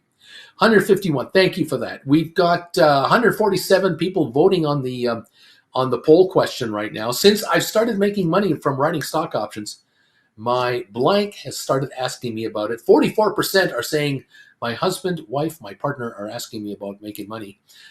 19% are saying my relatives are asking. 14% it's my coworkers. 23% it's my friends. My friends are asking me about the money I'm making in the options market. They are really curious, Bruce. It's been month after month after month after month that I've been writing options, and I've given up trying to tell people about it. And now they're coming to me because I'm not going to them. They're coming to me, and they're going, "Hey, man, yeah, I haven't seen you in a while. How you doing?" "I'm fine. What's going on?" "Yeah, listen, I know you were telling me about this option thing, and I just talked to so-and-so the other day, and they told me that you told them that you did what? You must be doing okay." "Yeah, well, I'm just trying to get by, you're saying, just trying to make a go of it, trying to survive this crazy world in which we live."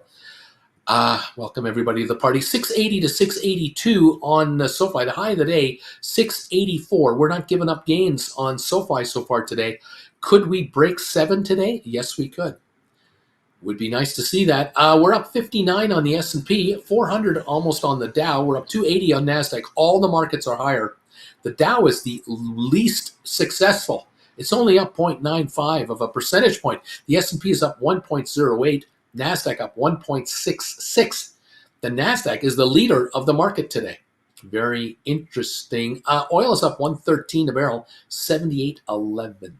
Okay. Interesting performance. Winners in the Dow right now, the biggest winners on a percentage basis: Cisco, 9.7% gain. Walmart, 6.1%. Amazon, 3.5%. Nike, 3.29%. Intel, 2.2%. It's over $20 a share. Salesforce, 1.9% gain. Boeing, 1.8%. Disney, 1.6%. Dow, 136%.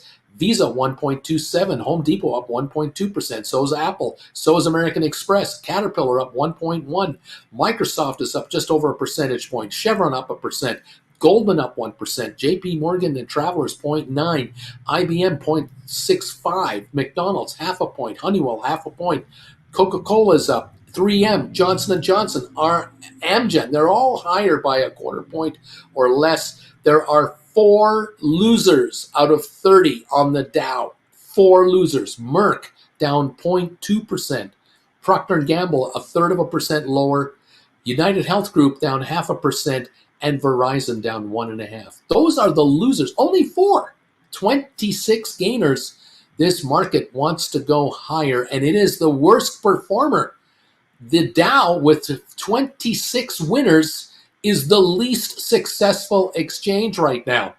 S&P up 1.1, NASDAQ up 1.6%. 683 on your SoFi shares, a penny off the high of the day. Nice, very nice. Keep it going, kids. I want SoFi over 7 ASAP. 7 million traded on your SoFi shares in 31 minutes. 31 minutes, and we got 7 million. So this is a good day here for SoFi. GameStop is higher. It's at 22.15, up 16 cents, but only 678,000 shares on GameStop. It's a nothing burger on volume today. Absolute nothing burger. And it's up over 22 to 22.17. High of the day on GameStop, 22.37. The low, 21.97. So it's been pretty well up all day. Interesting on that one. Giddy up, everybody. What can I say? What else is going on? M34 is saying, you know what, government spending stimulates economic growth, for sure. My stocks and options love it. Yeah, what do you want? You want a strong economy. Yeah, of course you do. Every country wants a strong economy. That means unemployment stays low. Job openings stay high. Consumer demand continues to spur economic growth. Absolutely. It's what we all want. I would like to see government policies that are pro-growth.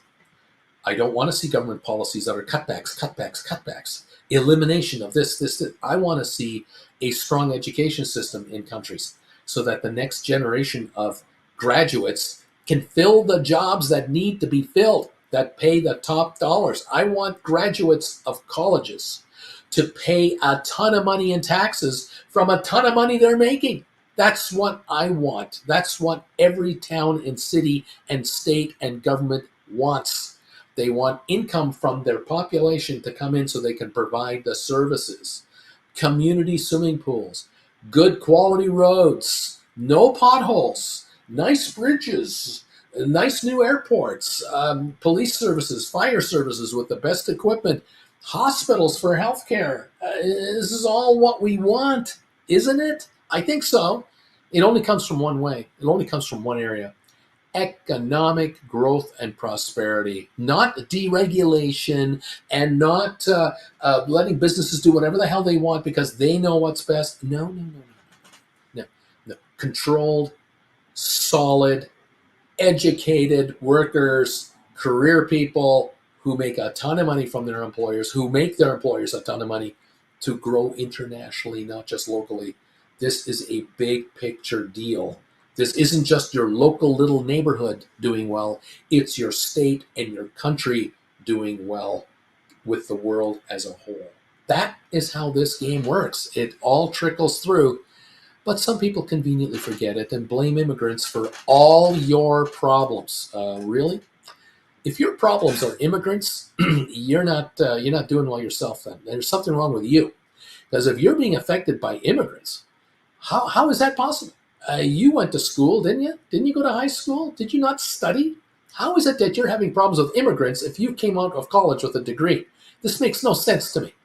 Get off your fat ass and get to work. Improve your skills. Immigrants won't be your problem. Immigrants will actually be a solution because they'll take the jobs that you and your kids don't want. That's the story. Again, I don't understand how people fall for this argument all the time. It just blows my mind. Anyway, welcome all. You're absolutely right, Bruce. I know some don't agree, but you are right. Thank you, J-Boy, very much. Appreciate you all. Jen just walked into the room, so I've got to behave myself. That's right. Can't say those other words anymore. How you doing there, Auntie Jen? That's right. The police are here. The police are here. The word police are here. How you doing this morning? Are you getting ready to pack? Well, I'm getting concerned because a lot of flights have been canceled because of our hailstorm. Have we noticed any of the flights to New York being canceled? I haven't looked. You got to take a look at that. I don't know what flight we're on. You can look it up on Google. Just WestJet to New York. That's JFK. True. That's true. Let's find out in the last week or two, has that a flight been affected at all? 10% of the flights have been canceled. I know, but that flight internationally, yes, I doubt it because I believe the flights that have been canceled are domestics, smaller towns. Yeah. I suspect their cash cow routes to Toronto and New York and Montreal are not affected. Right. But you're going to have to look it up. because Yes. I'm on the air and I can't do it at the same time. Of course not. I'm busy. I'm busy helping people get rich. Are you too busy to eat breakfast? Well, there's that. Yes, I could probably use a bite to eat. It's hazy out this morning. A little smoke in the air. It is. Those fires haven't gone away, folks. Those forest fires up north. No. We're not getting enough rain up there. What could I have today? I could have toast with cheese whiz. No, I'm thinking Friday.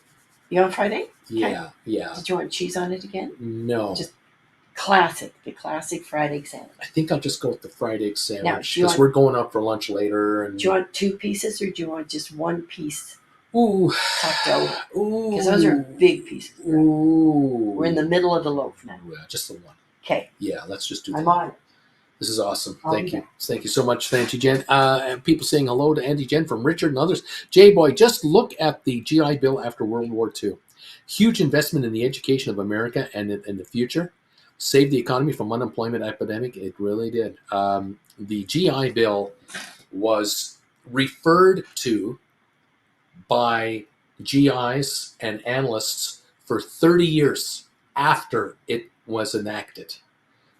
Excuse me. So right from the late 40s until basically the 1980s, time and time again, the GI Bill, which retrained soldiers who were out of America for 1 to 3 to 5 years, came back and were given whatever skills they could get their hands on, whether it was becoming a plumber, an electrician, a carpenter, an engineer, truck driver, pilots, mechanics, any job you wanted to learn how to do, the GI Bill funded it. And it not only paid the education, it paid you a living wage to do it. It's like an apprentice program, a national apprentice program for every member of the military, man and woman, for years and years and years. That program lasted probably a decade, I guess, a long time. And it paid. Oh, did it pay back? America grew. Oh, the demand for consumer goods just went nuts. Kids showed up, boomers. Houses were built, cars were needed, refrigerators, televisions, stoves, radios, couches, you name it. The employment number of America overall grew. Was it perfect in every city and town, in every state and county in the United States, all at the same time for everybody equally? No, nothing is, because America isn't the same from coast to coast to the coast. It's all different, but it worked as a national program. Oh, man, did it work. Did it pay off? Yes, indeed. Spire, good morning, y'all. I just finished checking the price displays at all KFCs and Burger Kings between my home, city center, north, and now I'm up 55 euros thanks to it after 3 hours since I left home. I don't know what this means. Let's see. Uncle Bruce, don't bring the forest fires with you to New York. Please leave them behind. Yeah. And market looks enjoyable as well. At least somewhere I get good vibes. Comical name 156. Hey, everybody. Welcome to the program, all of you. Thank you. And we're excited about the trip coming up. We're not fearful. We can't wait to go. Monday morning, first thing, we're up and going. Sunday, we'll be packing like rats, like crazy. Where's this? Where's it? We'll figure it out. Whatever we forget to bring with us, we'll buy it in New York. Whatever we forget when we get to London, we'll buy it in London. Whatever we forget when we get to Europe, we'll buy it in Zermatt. We'll be fine. We'll be just fine. It'll be great. Looking forward to the trip, of course. Thank you all so much for popping in and saying hi to us today. Thank you again for following this YouTuber and the family of friends here. Those of you watching SoFi, my hunch is you're going to do very well with SoFi. 686 now, by the way. We're up 25 cents on SoFi. Thank you, SoFi. Keep it going. Let's go through 7 today. How about that? Let's get a nice little day going here. And let's run this market. Let's show the shorters, those 181 people, 181 million shares shorted on SoFi. You're a moron if you're short SoFi. How about that? Because right now, those morons are down 24 cents today times 181 million shares. So they're losing today $45 million right now. They're now down so far today, $45 million because the stock's up 25 cents a share. That's all. It's just a simple little thing, and it's going to get worse. We go up $1 a share from $6.50 to $7.50, $180 million in losses for the shorters. Every dollar costs them $180 million bucks. Every dime costs them $18 million. Every penny costs them $1.8 million in losses. I think they're going to get their butts handed to them because we're going through 1454 and beyond. Giddy up, everybody. We're up 33 cents on GameStop, 22.32. We're up 64 cents on AI, 25.79 on AI. Thank you very much. Very interesting. NVIDIA's up 196. Rocket Lab up 25 cents. Matterport is up 3. SmartRent up 3.5. Look at that. Apple's up 2.89. Tesla's up $10. Google is green for the first time at 162. It's finally gone green, up a couple of cents.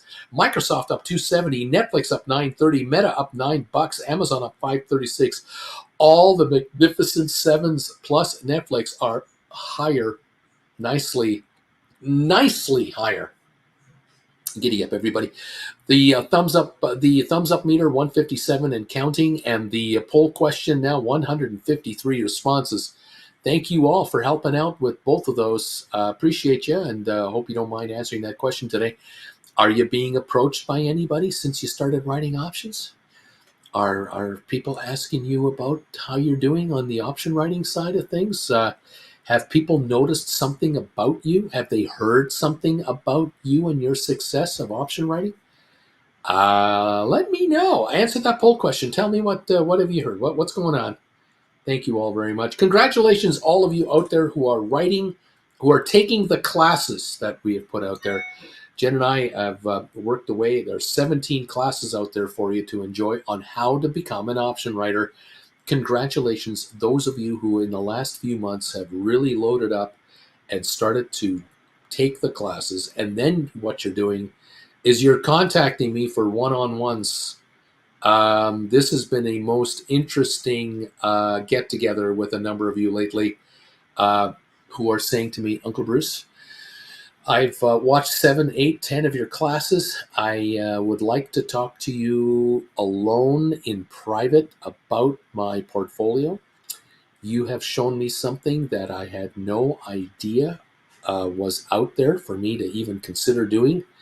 SOFI is $6.90, Uncle Bruce. You're talking about that stock, and I like the fact it was $5.90 a week ago, and now it's $6.90, and it's going to go much higher. I love the fact that you talked to me about writing cash-secured puts on Rocket Lab. It's going back up again, 27 cents today. I love the fact that you've talked to this channel about how to write options, cash-secured puts, poor man covered calls, and credit spreads on stock like Apple, Tesla, Microsoft, Google, Amazon, NVIDIA, Meta.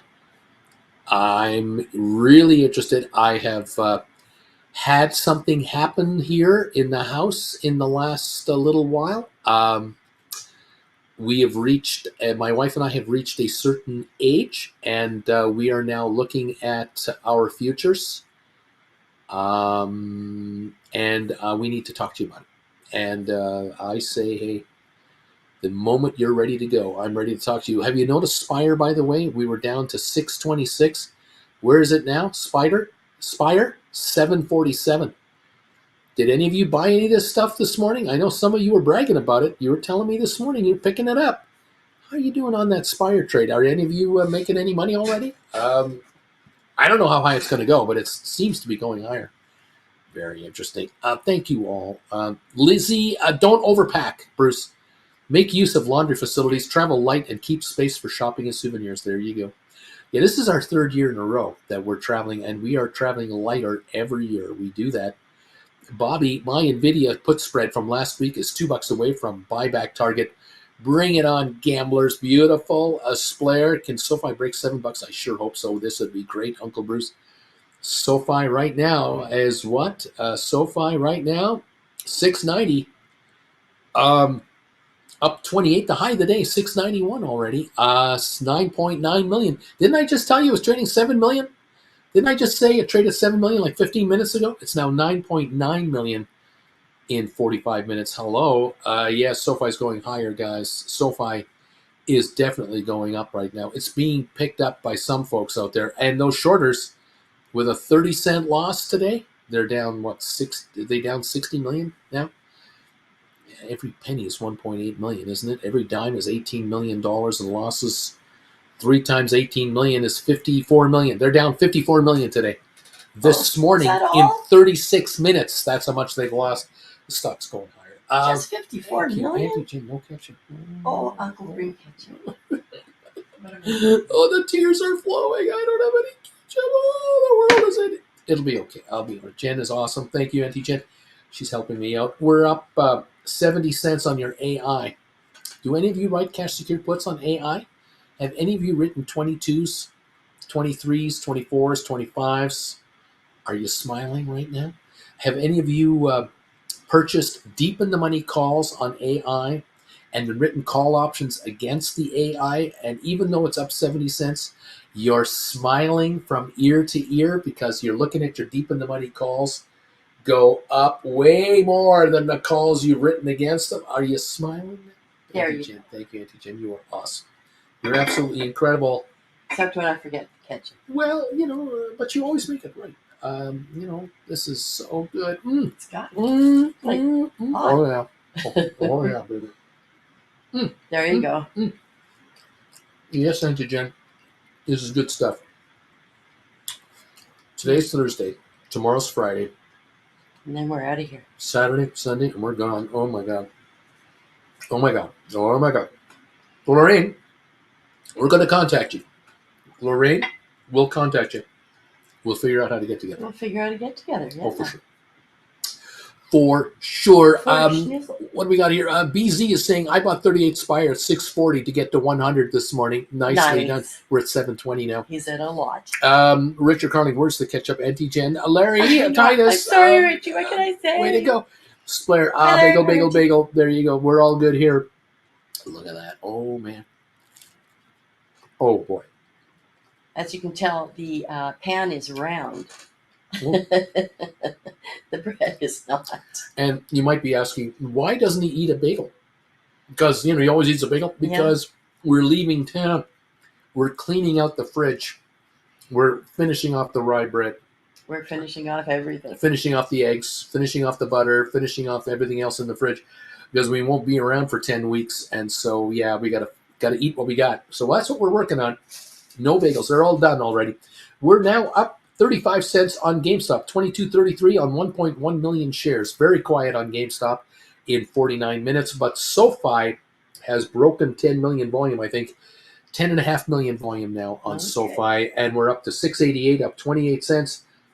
Running back to 7. Going through 7, maybe today. Running home to Mama at 7. Today. Yes, Cindy B. Yes, I have written, I wrote a Poor Man cover call on AI. And Cindy B is smiling now. Yes, AI is going up, and those puts are going down in value. Spire says, good morning, Auntie Jen. Guten Tag, Spire. We've actually got an event here in the city center, international food, looking for Mexican or African food, maybe some puffs or a taco. Dortmund, there we go. Mark Gibson, Auntie Jen, Fields or Wilson, go Steelers. Woo! Who's your quarterback? I don't know. I don't know who they're going to play the first day. I think they're going to play Wilson, but he might not play an entire game. He's your veteran. Is what I'm thinking. You would think the veteran would start. Dude, looking very green today. Lorraine, Uncle Bruce, are you sure you're quoting Google or Google is at 160, the other one is 162? I think I'm quoting GOOG, which is the Class C stock. That's the one I've been quoting. It makes sense. It makes sense to you. I've always quoted it. Bobby, I wrote a cover call for $25, September 20 on AI. I received $252 for it. Okay. AI right now is $25.78. That contract is 78 cents in the money, and it dies on September 20. Oh, Bobby will make money on it. you got lots of time. And he did this about 2 weeks ago, he says, tops. Nice going, Bobby. Very good. And Bobby knows that if the shares want to keep going up, that Bobby will roll his contract from September to October, and he'll probably bump it to 26 or 27 and go with the flow. And his deep in the money contracts, or the shares he has that he's writing on, are going up in price. Thank you very much. So it used to be Bo knows. Now it's Bobby knows. Used to be Bo knows. Bobby knows. Bo knows baseball. Bo knows football. Bobby knows options. Bobby knows options. You might not know this. Okay. That is a wide spectrum of things. My poll question today. Okay. It goes like this. Okay. Since I've started making money from writing stock options, my blank have asked me about it. First category. Family. Husband, wife, partner. Family, yeah. Second one, my relatives. Okay. Third category, my co-workers. Co-workers, yeah. And the fourth one is my friends. Friends. There you go. Now, which one do you think is the number one category that are asking about, you're making money writing stock options? Who would be the first to ask? Friends. Mm-mm. Friends see all the time. You might not see your family all the time. Mm-hmm. Let me retell you who these are. Okay. My friends, yeah. My co-workers, my relatives, husband, wife, partner. Husband, wife, partner. There you go. Okay, they do see you the most. Or at least probably they see you the most. Yeah. 43%. And I just got to tell you,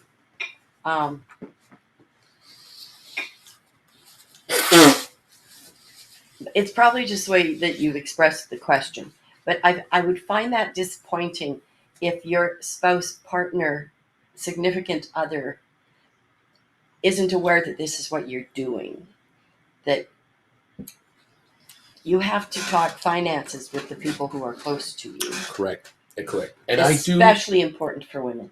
Yes, and I do get this comment a lot where I'll talk to someone one-on-one, and that individual will say to me,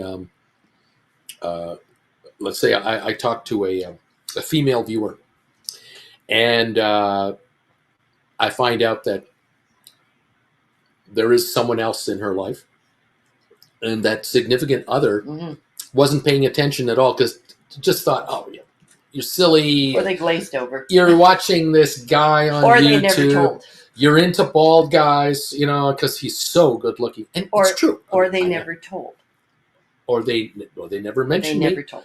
But they heard in the background, you're watching this guy from time to time, and they didn't know you bought classes. They didn't know you opened up a margin trading account, because they didn't care. They were so busy in their little world and whatever the reason, it's okay. And then you started making money. And a couple of months go by, and the visa bill comes in. The visa statement shows up. Or a casual conversation comes up about, oh, are we going to go on you want to go on a cruise, or do we want to go for a little holiday this winter or something? Yeah, let's take off this weekend. Casually, one person says to the other person, well, why don't we just take a cruise to Mexico? And the other person says, we can't afford to do that. Oh yeah, we can. And that's when they go, how's that possible? Or we should get a new car. And we don't have a down payment. Oh yeah, we have a down payment for a new car. What? And then they realize, well, how are you doing that? And then the questions begin. But, especially today, because I am wearing my financial feminist t-shirt. She is. That you should not have money secrets. I agree. Yes. I agree. There have been examples. Unless you are stockpiling money to get out of a bad relationship. Well, then you can do it. There's a million stories in the big city. But one story I get occasionally is the story of each of you have $5,000 or $10,000 to do whatever you want with. And everything else in the family is looked after under one account. Yeah. But you have mad money to do your stuff. I have mad money to do my stuff. Now, one of the two of you... Yeah, you don't want to do what I do, and I don't want to do what you do. Exactly. So one of the two of you have started writing options. and you've done credit spreads, and you've done this trade and that trade, and over 6 months, your 10 grand is $17,000. I'm just throwing a number out there. And the other one, their 10 grand is at 4 grand because they went fishing and bought fishing gear and went on a trip and whatever. And both are happy. Both people are happy. But one spouse is looking at the other spouse going, you made 7 grand on the 10 grand. What are you doing? I didn't even catch a fish. I didn't even catch a fish. And you made 70% return on dough. What are you doing? And should you be managing $100,000? Because we have our 401ks and we have our Roth IRA and we have these savings plans and why don't you do more of that? And so now that discussion takes place. It starts to get interesting very quickly. And you have to sit down and have a discussion. Yes, something is happening in the market. What do you want and what is your risk level? Right? Something's going on in the market right now. We've got something happening here. We got Tesla now up almost $13. And we got Supermicro up $33 to $610. Some stocks are moving in a hurry. We got Microsoft up almost $4. Meta's up $10 now. We've got Nvidia up to $2.95 to $3. We see some markets moving higher. Now, I only see the Dow up 342. That's all I've got there. Let me take a look at the other indexes. I'm out of Jen, here. You're out of Bye, here. everybody. Thank you, Jen. Let's see. We're up 339 on the Dow. S&P's up 60, and NASDAQ is now up 300 points. So something's going on. Oil is up 70 cents, but it's falling back a little bit. I don't know what it is. So retail sales surged in July. The Fed can breathe a sigh of relief. I don't know. Something's going on. Something good is happening. 689 on your SOFI. High today, 692. Let me take a look at some of our favorites over here. Rocket Lab up 23. SoFi up 27, GameStop up 43, Matterport up 2.5. We've got Spire at 760 now. That's up from the low sixes. ATIP down 8 now. Smart Rent up 4.5. Apple's up $3 now. That's better. Tesla's up $12.80. That's better. Microsoft up $3.79. Alphabet up 14 cents. That's Google, GOOG symbol. Amazon up $5.16. Nvidia's up $2.59. Meta's up $10.60. Goldman up $2.30. Cisco up $3.90. Still holding that gain. A good chunk of it anyway. ARC Innovations up $1.61. Pfizer is down 22 cents. Kind of weird there. We've got HBQ up 61, Unity up 35, AI up 64, Adobe up 1630, Spiders are up 670, Triple Qs are up 897, Netflix up 940 a share, IBM 193.75 up 143, Vanik up 636, Home Depot up 483, Enphase up 320, Palantir up 41, and Uber up 76 cents. It's green almost everywhere so far today. And there you go. Of course, shares that are heavily shorted will compound their gains because the shorters are losing millions every penny these stocks go up. That's the bottom line. We do have 158 respondents to our poll question, and we now have 100, looks like almost 170 thumbs ups. Thank you, everybody, for 170. Keep them coming in. We love you for that. SoFi, 688. Going, baby. We're going. Come on, SoFi. Spire, 770 now. The low of the day, 626. We're 770 now. Still down 240 on the session, but it's climbing. 770 on Spire. This is just short of the high of the day of 780. It's still way down. Might recover a little more. We'll see what's going on. Beach Boy Jen is in the house. Giddy up, everybody. Let's go. Let's see what else is going on here. Thank you. Dude is saying, I closed all my call spreads on NVIDIA. Only scratch. I've had 120 shorts. Were making a little me nervous. I added put spreads to cover the cost. There you go. Richard Carlin, spouse, baby spouse. Dude, I'll add calls back when we top out after earnings. Dude, for now, I'm only comfortable writing both sides on Tesla. Spire, Antigen nailed it. Always have an emergency fund for bad relationships. Beach Point, Jen is in the house. Burrow King Sound, 169, good morning.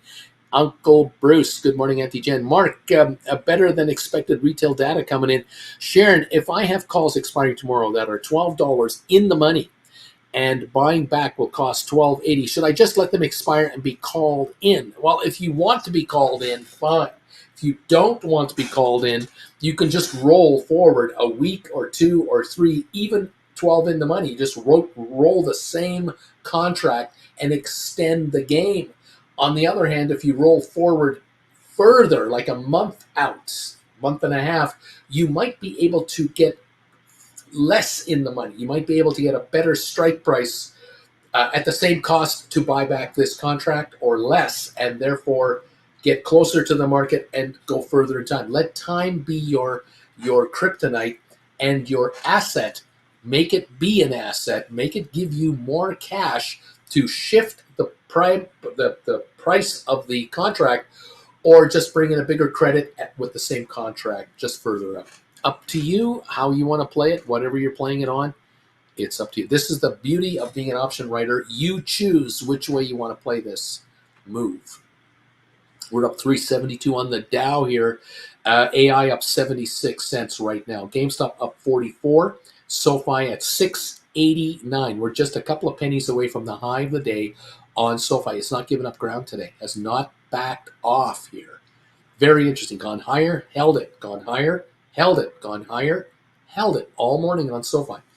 NVIDIA, 120.88, up 280 a share at the moment. That is the story, kids. I'm watching a lot of interesting stuff here. Rocket Lab has recovered its losses from yesterday. We're up a quarter share, 543 on the Rocket Lab. It's improving here. High today, 546. So we seem to be approaching the highs of last week. If this stock wants to break through 550, 560, the last month, the highs were in the 569.72 area. 3 months ago, the high for Rocket Lab was 572. That's only 30 cents from here. That would be a new 3-month high for Rocket Lab, which would be a new 6-month high for Rocket Lab. The 1-year high on Rocket Lab, 660. $1.20 away, and that's a new high for the year. So Rocket Lab is improving for sure at the moment. Matterport up 4.3 cents right now. 423 getting a little better lately. We were down to 410, 402. Now 423 on Matterport. Giddy up, everybody. Welcome to the party, pal. Apple, the high, 52-week high, 237. We're at 224.80.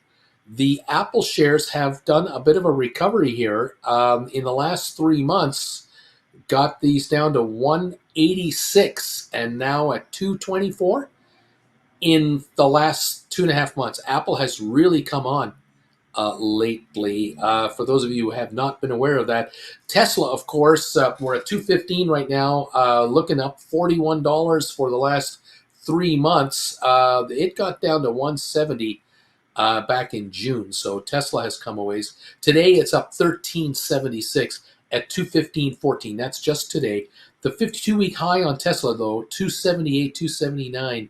We're still a ways behind the high of the year. Google, 162. Microsoft, 419. Meta is 538. That is a nice improvement over that $500 barrier we just couldn't seem to crack.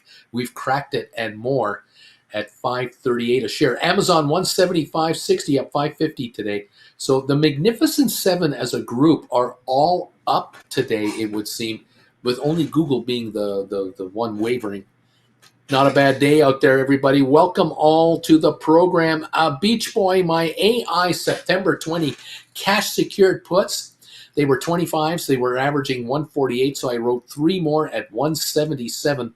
I love them gamblers taking the money from them. Dude, time value is is key, especially with calls. I have multiple calls in the money that have come in 50% due to rolling in the money. Well done.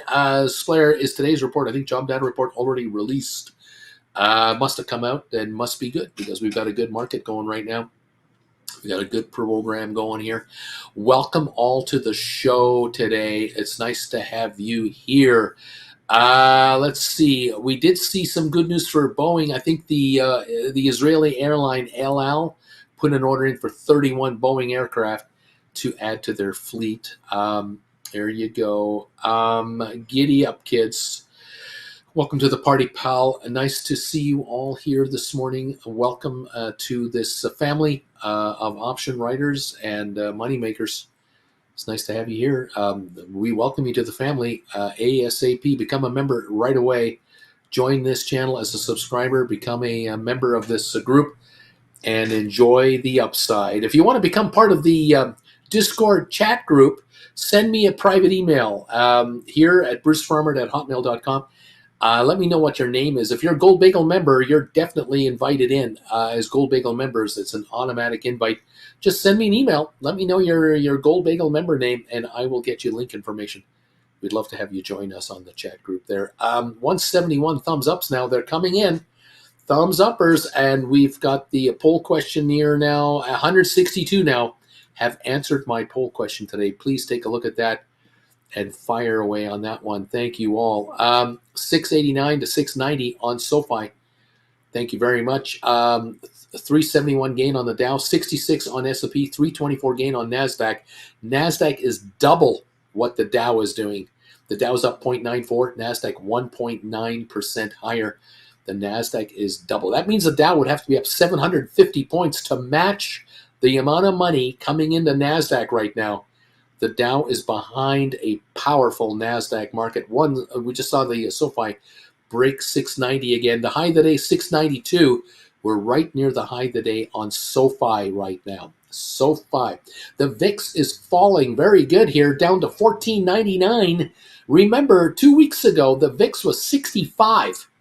We have collapsed on that. That is a volatility index that is really backing off, which tells me the markets are going higher. The markets will go higher than this. Very good day on the VIX. A definite improvement there. So we'll watch for that. Spire, high of the day, 788, pardon me. 788 high of the day on Spire. The low of the day, 626. We're at 6. We're now 769 up from the low of the day. Looks like about $1.43 improvement from the low of the session. That's over 20% recovery. We're at 770 now on Spire. Looks like it's coming back on again. We'll see how much. We'll watch that. Thank you, everybody, for being here. This is great to see you joining us today. Let's see what's going on. There you have it. Folks are thanking everybody for doing what they're doing. Look, you're making money. Make money, please. Just make money. Write options and take advantage of these gamblers who are handing it to you in just spades. It's so easy to take from these people. They're willingly giving you money for options that are essentially worthless. It's incredible. You got to take that money. Cindy B, I got to keep rolling my NVIDIA on my call that I wrote on my stock in my IRA. Yay! I love this game. Indeed, you do. It's when you take rollover trades as wins, you are really, really becoming an option writer. Now, you are really becoming an option writer. You're not afraid of rollovers. You don't look at them as defeats. You look at them as wins because your value of your account is growing and growing and growing and growing and growing. This is what it's about. Congratulations, 120, 130 on NVIDIA. We were talking to people earlier this week at 110, 112, 113 about buying NVIDIA and writing call options. I was talking to you folks about buying NVIDIA shares and or deep in the money calls 2 weeks ago about writing calls. Winner, chicken dinner. Absolutely. We love this. SOFI, 688 to 690, right at the high of the day on SOFI. GameStop, 2236. So far, we've seen 2252 on GameStop. We might go higher yet. Interesting day setting up here. Bobby, I bought back. A bought back was triggered on NVIDIA. Time to rewrite at lunchtime. There you go. Wrote for 59 cents. Bought back for 9 cents. 3 of them. So that's a 50-cent return. $50 times $350 for Bobby Atkinson on just 3 contracts on NVIDIA. Any size contract, you can be part of this business. You don't need to be a millionaire to do credit spreads, to do option writing. You can do it in hundreds of dollars in thousands of dollars at whatever risk level you want. That is the advantage of being a writer. Spire, all right, I switch now to eating. I got to have a relaxed day, everybody. Right on, Spire. Take care, buddy. Have a good one for yourself and make it work for you. Thank you all so much for being here today. We have 206 people watching right now this show. I want to say thank you to those of you who've come and gone already. 171 thumbs up was the last report that I had. We have the report coming in on the poll question. 163 answers so far. We're now at 177 on the thumbs up meter. We need 23 more thumbs ups, and we'll have 200 today. And I would thank you all if you can find that thumbs up button. If there's 23 of you out there, find the thumbs up and hit it for me. Push that meter a little higher. Get me to 200 today. Thank you all so very, very much for joining me today. I want you to get richer, kids. It's nothing personal. It's just business. I want you to make money in this market. Tons of it. You can do it through crazy trades like buying low, selling high on hot rumors. God bless you. But if you really make it $1 at a time, $10 at a time, $100 at a time, $1,500 at a time, thousands at a time, writing options, way to go, man. You're going to be doing this for the rest of your life. You're going to extract money from this market forever. And I say the sooner you learn to do it, the better. Well done for those who are really enjoying this and taking dollars from the gamblers. Well done, each and every one of you. Thank you for your support. Jen and I will be here tomorrow, Friday, for our last show from Calgary. We'll be here tomorrow. Monday, we're off. We're traveling to New York, so it'll be Tuesday. So tomorrow is our last day until next Tuesday. Join us tomorrow. We'll keep an eye on these markets with you here, and if anything crazy happens, we'll break in. In the meantime, get richer. You deserve it, you need it, and you've earned it. Make the money and say, thank you, sir. May I have another? And let's move on from there. Okay, everybody, thank you all very, very much. It's Bruce and Jen from Calgary saying, see you later, alligator. And keep making the dinero. Bye for now.